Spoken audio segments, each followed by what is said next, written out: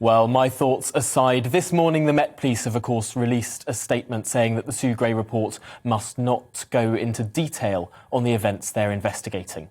The consequences for this in Parliament are hard to predict. How will MPs respond? Well, let's discuss this now with the Professor of Politics at the University of Liverpool, Jon Tonge. Welcome to the programme.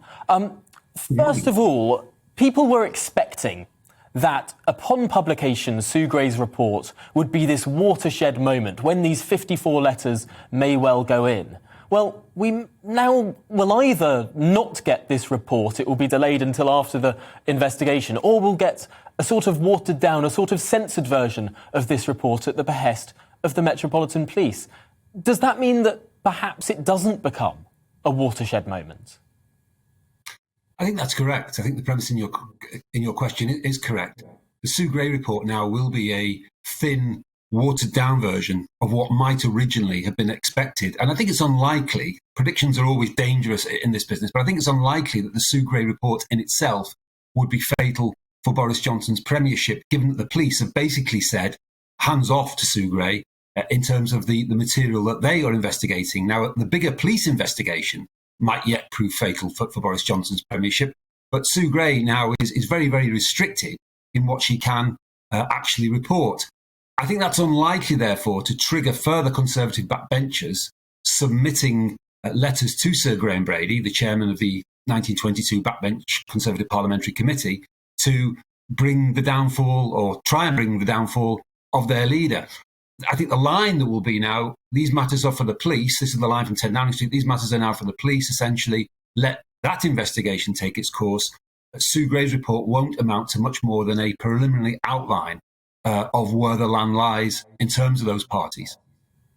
And I suppose the hope of Number 10 now is that the conversation moves on with this time that's been bought with this police investigation, which potentially could take weeks, if not months, that we start talking about other things. We start talking about tax and spend, foreign policy even, pandemic policy, cost of living.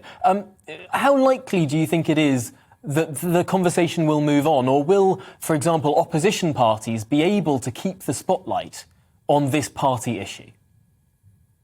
I think the party issue will fade pending the police investigation. And as restrictions are fully lifted right across the UK, as the days get longer, as those restrictions, which many people disliked, it should also be said, as those disappear into the rearview mirror, people may take a more optimistic view of this government. The line that will come, and has been coming from Boris Johnson, is, look, on the big cause, I called it right, on the vaccine programme, and on the fact that, people could enjoy their Christmas in England last time, there was no need to lock down, I have been vindicated.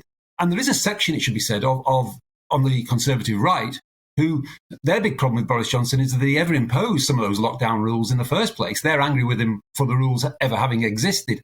So I think that's the hope. The danger, of course, is that as normal politics resumes, there's an awful lot of headaches coming Boris Johnson's way. You mentioned the cost of living crisis, the rises in national insurance, the imminent, very, very big rises in fuel prices.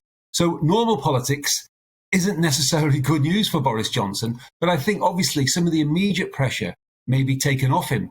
I think also you've got to remember that Boris Johnson was not made Conservative leader or Prime Minister on the basis of trustworthy or competence. He was in negative ratings at the last general election, which he, of course, won with a handsome majority. People liked Boris Johnson, or some people liked Boris Johnson, for different reasons, other reasons, his boosterism. And so if he can regenerate that sense of boosterism, then he has a chance. I certainly don't think it's necessarily terminal for him or the Conservative Party. People talk about Labour's 10% or 10-point polling lead at the moment.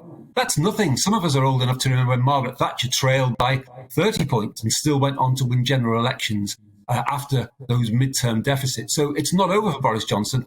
Obviously, if the police investigation leads to prosecutions or fines, that's where it could be terminal. That's so interesting because, of course, we're expecting potentially next week the Levelling Up white paper. We're seeing reports that potentially the Prime Minister may ditch that national insurance hike. That would win back a number of backbenchers and maybe make people think twice about this administration, the people that had gone off him. It's going to be so fascinating to see how this all develops. I'm afraid we've run out of time in this conversation, but Jon Tonge, Professor of Politics at the University of Liverpool, thank you so much for your time this morning on The Briefing. We really appreciate it.